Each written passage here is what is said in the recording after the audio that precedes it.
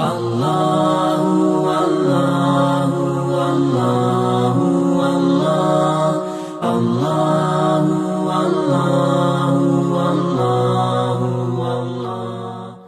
আলাইকুম ওয়া রাহমাতুল্লাহি ওয়া বারাকাতুহু নাহমাদুহু ওয়া নুসাল্লি আলা রাসূলিহিল কারীম আম্মা বাদ ফাউযু বিল্লাহি মিনাশ শাইতানির রাজীম বিসমিল্লাহির রহমানির রহিম শাহরু রমাযানাল্লাযী উনজিলা ফীহিল কুরআন মান সামা রমাযানা ঈমানান ওয়া ইহতিসাবান গুফিরা লাহু মা তাকাদ্দামা মিন যামবি। দেখছেন এফ মামুন এয়ার ট্রাভেলস নিবেদিত কোরআন ও রমজান অনুষ্ঠান, powered by Al Arafah Islami bank PLC, Kafil air travels. Co sponsor রয়েছেন আমিন হজ travels, Al Ikhlas travels and tours, Al moment travels international. দর্শক, আমরা প্রতিনিয়ত কোরআন রমজান অনুষ্ঠানে বিভিন্ন আলোচকদেরকে নিয়ে আসি এবং তেলাওয়াতের মাধ্যমে আমাদের অনুষ্ঠান শুরু করি। চলুন আমরা কোরআন থেকে তেলাওয়াত শুনি। আউযু বিল্লাহি মিনাশ শাইতানির রাজীম। বিসমিল্লাহির রহমানির রহিম। فلما بلغ معه السعي قال يا بني إني أرى في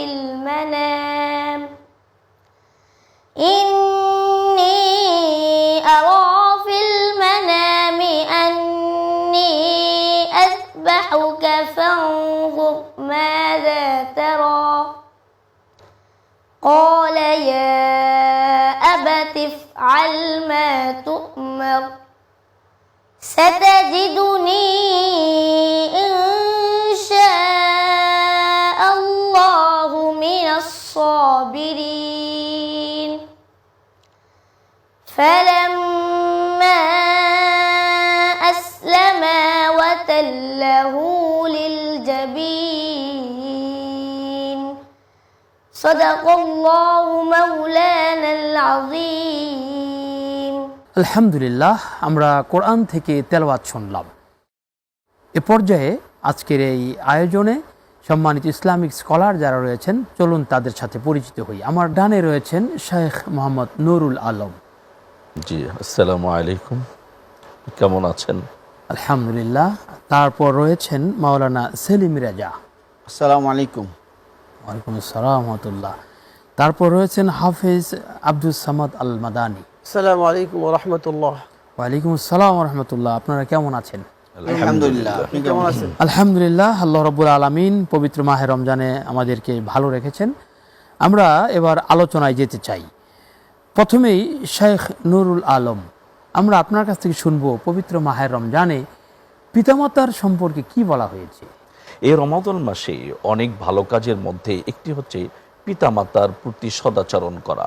এ সম্পর্কে আল্লাহ রাব্বুল আলামিন সূরাতুল লুকমান 14 নং আয়াতে ইরশাদ করেন, ওয়াসাইনাল ইনসানা বিওয়ালিদাইহি হামালাতহু উম্মুহু ওয়াহনান আলা ওয়াহনি ওয়া ফিসালুহু ফি আমাইন আনিশকুরলি ওয়া লিওয়ালিদাইকা ইলাইয়াল মাসির। আল্লাহ রাব্বুল আলামিন বলেন, আমি মানব জাতিদেরকে নির্দেশ দিয়েছি তারা যেন পিতামাতার সাথে সদাচরণ করে। এবং কারণ কেন? যে মা কষ্টের পর কষ্ট পেটে ধৈর্য ধারণ করে সন্তানকে রেখে অনেক কষ্ট করেছেন।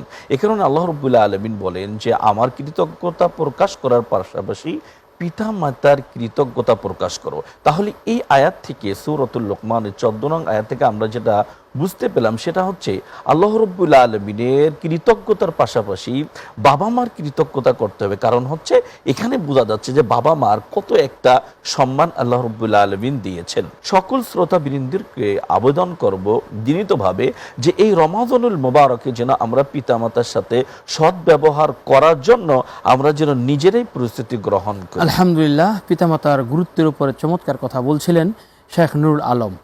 এবার আসবো সহকারী অধ্যাপক, জয়পুরহাট থেকে এসেছেন অনেক কষ্ট করে, জনাব মাওলানা সেলিম রেজা। জাকাত কিভাবে সম্পদকে পবিত্রতা করে?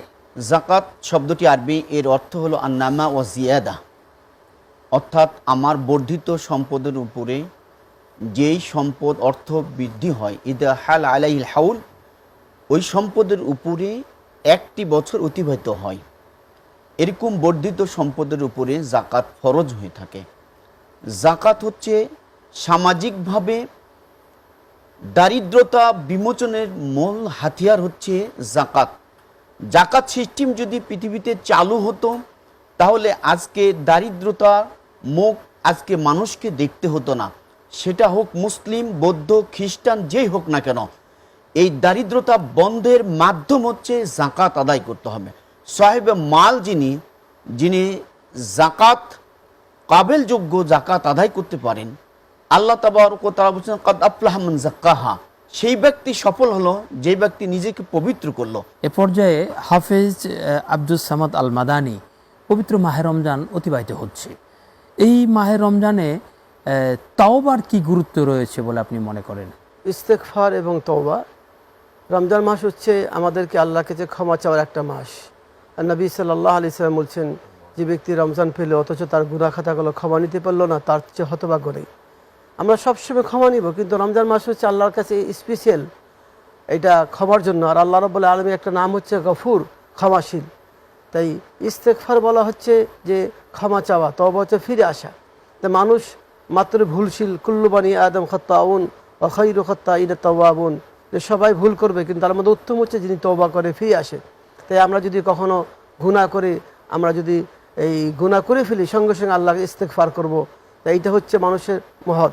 আর আল্লাহ রাব্বুল আলামিন কোরআন মাজিদে অসংখ্য আয়াতে বলছেন, ইয়া আইয়ুহাল্লাযীনা আমানু তুবু ইলাল্লাহি তাওবাতান নাসুহা আসা রাব্বুকুম আন ইউকাফফিরা আনকুম সাইয়্যাতিকুম ওয়া ইউদখিলাকুম জান্নাতিন তাজরি মিন তাহতিল আনহার। হে ঈমানদারগণ, তোমরা যারা আমার প্রতি ঈমান এনেছো, তোমরা অন্তঃস্থ তওবা করো। আমি আল্লাহ রাব্বুল আলামিন ওয়াদা করছি, আমি তোমাদের এই গুনাহগুলো ক্ষমা করে দেব। শুধু ক্ষমা না, আমি সাথে সাথে তোমাদের জান্নাত দান করব। আলহামদুলিল্লাহ, আমরা আপনার কাছ থেকে আবারও আসব। দর্শক, খুব গুরুত্বপূর্ণ আলোচনা হচ্ছিল, আমরা একটু বিরতিতে যাচ্ছি, কোথাও যাবেন না, আপনারা আমাদের সাথে থাকবেন। ফিরে আসবো অল্প কিছুক্ষণ পরে ইনশাআল্লাহ।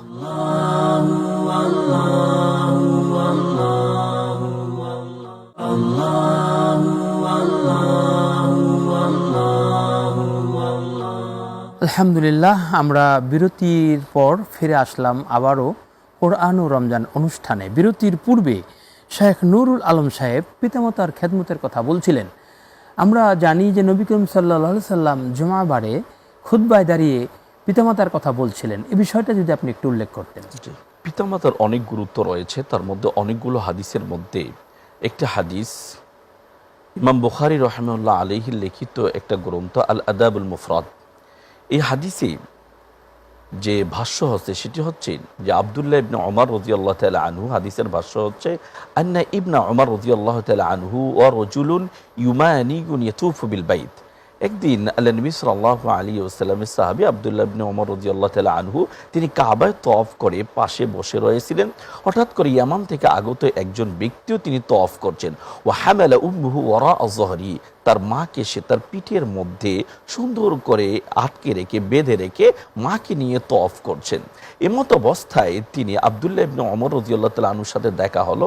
তিনি আব্দুল্লাহ ইবনে ওমর রাদিয়াল্লাহু তাআলা আনহুকে বললেন, ইয়া ইবনে ওমর, হে ইবনে ওমর, ইন্না লাহা বাঈরুহাল মুযাল্লাল, যে আমি এই মা আমার কাছে উটের নেয়।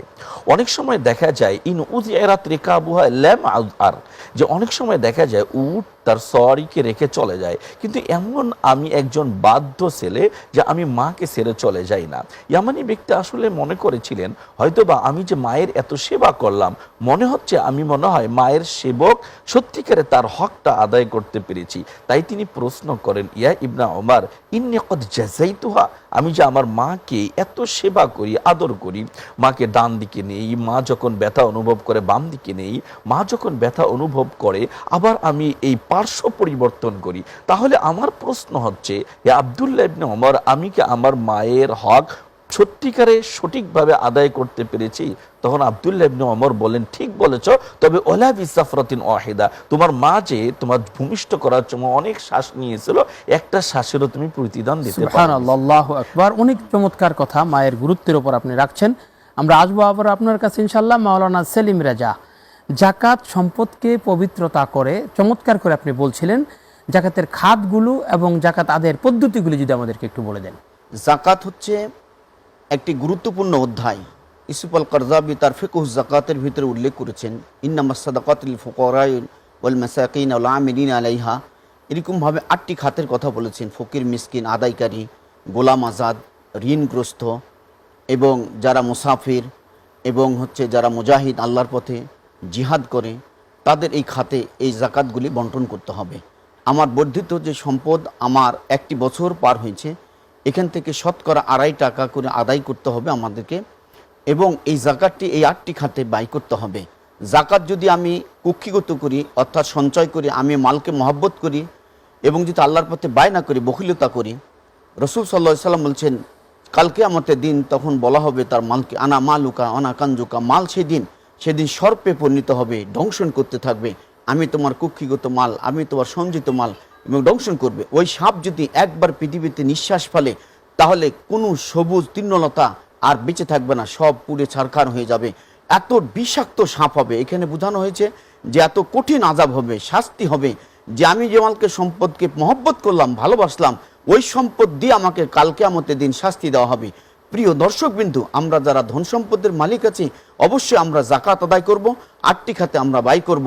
আল্লাহ আমাদেরকে অবশ্যই আমাদের এই মাল এইভাবেই পবিত্রতা করতে হবে এবং এই জাকাতের মাধ্যমে আমরা নিজেরা পবিত্র হব। আলহামদুলিল্লাহ, জাকাত কিভাবে সম্পদকে পবিত্রতা এনে দেয় তার উপর কথা রাখছিলেন। আমরা হাফেজ আব্দুস সামাদ আল মাদানী, আপনি তওবার উপর খুব চমৎকার কথা রাখছিলেন বিরতির পূর্বে। আবারও আমরা আপনার কাছে তওবার সম্পর্কে আরও কিছু আলোচনা শুনতে চাই। দেখুন, নবী সাল্লাল্লাহু আলাইহি ওয়াসাল্লামকে আল্লাহ রাব্বুল আলামিন সারা জীবনের গুনাহ ক্ষমা করে দিয়েছেন, পূর্বের এবং পরে। সূরা ফাতিহা 2 নম্বর আয়াতে লিয়াগফিরা লাকাল্লাহু মা তাকাদ্দামা মিন যামবিক। অথচ নবী সাল্লাল্লাহু আলাইহি সাল্লাম তিনি দৈনিক 1 বার 2 বার নয় 100 বার তওবা করতেন এবং বলছেন, ইয়া আইয়ুহান নাস তুবু ইলাল্লাহ ফা ইন্নী আতুবু ইলাল্লাহ ফিল ইয়াউমি মিয়াতি মাররা, রাওয়াহু মুসলিম। হে মানুষ সকল, হে আমার সাহাবারা, তোমরা শুনে রাখো যে তোমরা আল্লাহর কাছে ইস্তেগফার করো। আমি মুহাম্মদ, যার পূর্বের এবং পরের সকল গুনাহ সে মুহাম্মদ 100 বার করে তওবা করছে। তাহলে আমরা গুনাহগার ব্যক্তি, আমাদেরকে তওবা করতে হবে এবং ইস্তেগফার করতে হবে। যদি সত্যিকার অর্থে আমরা তওবা ইস্তেগফার করি তাহলে আল্লাহ রাব্বুল আলামিন আমাদের 5টি বৈশিষ্ট্য, আমাদের 5টি বোনাস দিবেন, দান করবেন। আল্লাহ রাব্বুল আলামিন সেটা সূরা নূহে বলছেন, ইউরসিলিস সামা আলাইকুম মিদরারা। কেউ যদি অন্তঃস্থ তওবা করে আল্লাহ রাব্বুল আলামিন তাকে বৃষ্টি দিয়ে তাকে শীতল করে দিবে এবং ইয়াকে জমিনকে সুন্দর করে দিবেন। ওয়ায়ুমদিদকুম বিআমওয়ালি ওয়া বানিন। আল্লাহ বলছে, 2 নম্বর হচ্ছে আমি তোমাদের সম্পদ বৃদ্ধি করে দেব এবং আমি তোমাদের মালকে বৃদ্ধি করে দেবো। সুবহানাল্লাহ, আমরা মালের জন্য কত পাগল, অথচ আল্লাহ বলছেন ইউরসিলিস সামা আলাইকুম ওয়ায়ুমদিদকুম বিআমওয়ালি ওয়া বানিন, তোমাদের ধন সম্পদ এবং তোমাদের মাল সম্পদ ছেলে সম্পদ বৃদ্ধি করে দেবে। শুধু তাই না, আল্লাহ রাব্বুল আলামিন বলছেন ওয়ায়ুমদিদকুম ওয়ায়াজআল লাকুম জান্নাতিন ওয়ায়াজআল লাকুম আনহারা, আমি তোমাদের গাছপালা জান্নাত দান করব এবং তোমাদের নহর দিব, যার মাধ্যমে আলহামদুলিল্লাহ। জনাব হাফেজ আব্দুস সামাদ আল মাদানী, আপনি তওবার গুরুত্বের বিভিন্ন সংজ্ঞা আমাদের শোনালেন। দর্শক, আমরা খুব গুরুত্বপূর্ণ কথা শুনছিলাম। আল্লাহ রাব্বুল আলামিন আমাদেরকে এই পবিত্র মাহে রমজানে কোরআন ও রমজান অনুষ্ঠানের মাধ্যমে এই গুরুত্বপূর্ণ কথাগুলো শোনার সুযোগ করে দিয়েছেন। আমরা একটু বিরতিতে যাচ্ছি, ফিরে আসবো কিছুক্ষণ পরে ইনশাআল্লাহ।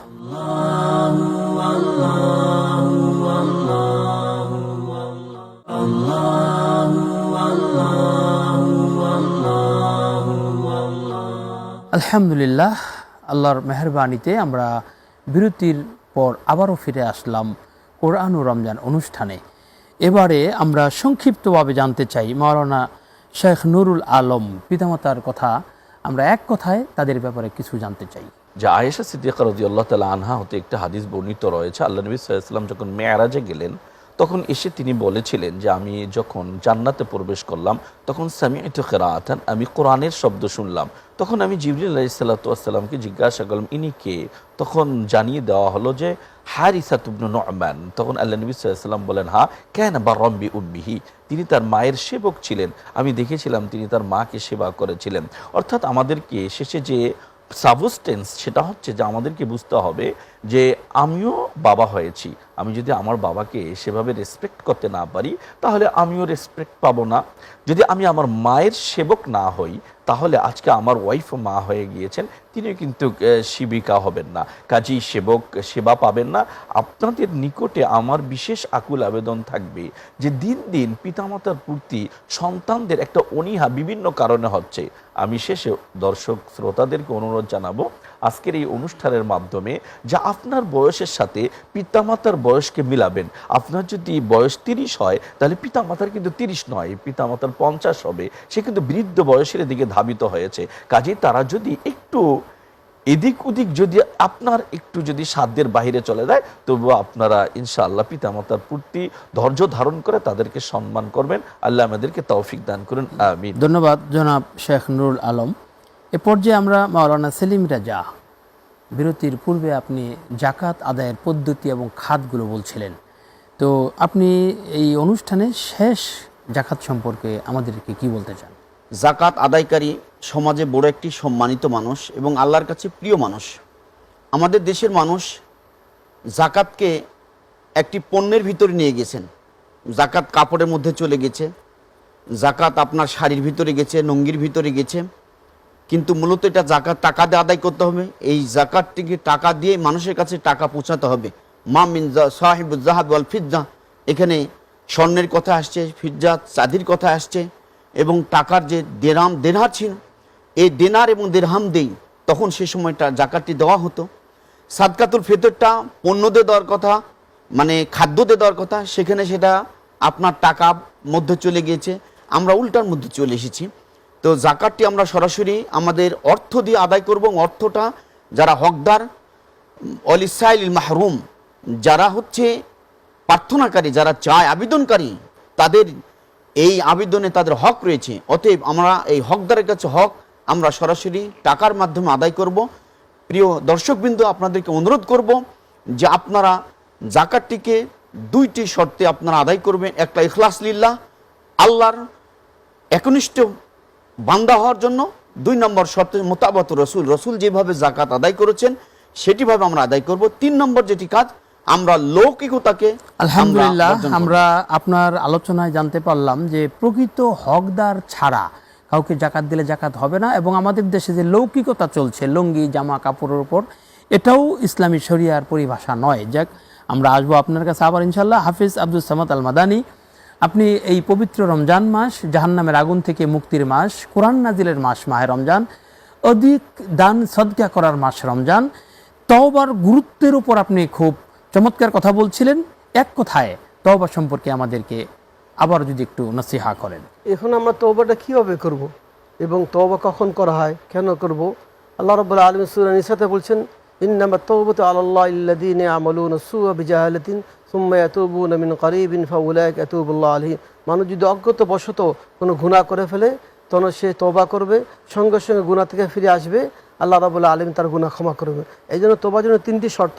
একটা হচ্ছে আইয়াকলা আনিল মাসিয়া, গুনাহ থেকে সঙ্গে সঙ্গে ব্যাক করতে হবে। এই আন্দামা আলা ফিআলিয়া, গুনাহ করেছে তার প্রতি লজ্জিত হবে। এই ইয়াজিমা আল্লাহ ইয়াউদা ইলাই আবাদান, সে গুনাহ করবে না এই বলে 3টি। গুনাহ থেকে ফিরে আসা, লজ্জিত হওয়া, গুনাহ করবে না এই বলে সে আল্লাহর কাছে করন্দন করবে, চোখ থেকে পানি বের করবে। যে সত্যিকার অর্থে চোখ থেকে পানি পড়ে, সে গুনাহ করেছে কিন্তু আল্লাহ রাব্বুল আলামিন সঙ্গে সঙ্গে তার গুনাহ ক্ষমা করে জান্নাত দান করবেন। আল্লাহ বলেন, তুবু আল্লাহ জামিআন আইয়ুল মুমিনুনা আল্লাকুম তুফলিহুন। হে মানুষ সকল, তোমরা তওবা করো, আমি তোমরা সফলতা অর্জন করব। আলহামদুলিল্লাহ, আলহামদুলিল্লাহ। গুনাহ থেকে ফিরে আসা অর্থাৎ তাওবাতুন নাসুহা আমাদেরকে করতে হবে। দর্শক, খুব চমৎকার বিষয়ের উপর আমরা কথা শুনছিলাম। আমরা যদি পবিত্র মাহে রমজানে নিজেকে পরিশুদ্ধ করার জন্য তাওবাতুন নাসুহা করে আমলের পরিবর্তন আনতে পারি, তাহলে তাজরি মিন তাহতিহাল আনহার, সে জান্নাত আমাদের জন্য অবধারিত। দর্শক, আমরা আসবো প্রতিনিয়ত কোরআন রমজান অনুষ্ঠানে বিভিন্ন বিষয়ের উপর আলোচনা নিয়ে। আজকে আমাদেরকে বিদায় নিতে হচ্ছে। আজকের মতো আমরা এখানে শেষ করছি। শেষ করার আগে চলুন আমরা একটি ইসলামী সঙ্গীত শুনতে শুনতে বিদায় গ্রহণ করি। নয়ন মেলিয়া দেখিনি চাহিয়া, মরণ আমার তো কাছে হায়। নয়ন মেলিয়া দেখিনি চাহিয়া, মরণ আমার তো কাছে হায়। সকাল পুরালো বেলা গড়ালো, সকাল পুরালো বেলা গড়ালো, কেমন করে যে দিন চলে যায়। নয়ন দেখিনি চাহিয়া মরণ আমার তো কাছে হায় নয়ন মেলিয়া দেখিনি চাহিয়া মরণ আমার তো কাছে হায়। আল্লাহু আল্লাহু আল্লাহ